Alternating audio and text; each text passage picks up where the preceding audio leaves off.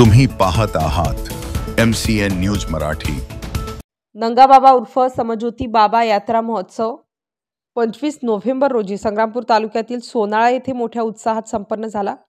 या निमित्ताने सकाळी महाआरती व हरिभक्तपरायण काळे महाराज यांच्या काल्याच्या कीर्तनाने यात्रेत सहभागी भाविकांना महाप्रसादाचे वितरण करण्यात आले।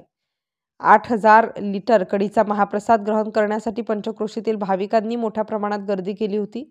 दिवसेंदिवस समज्योती बाबा यात्रा महोत्सवाचे स्वरूप वाढत आहे।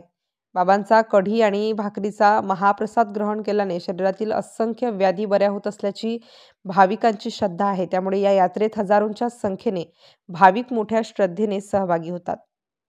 MCN न्यूज मराठीसाठी कैलास खोट्टे, सोनाळा।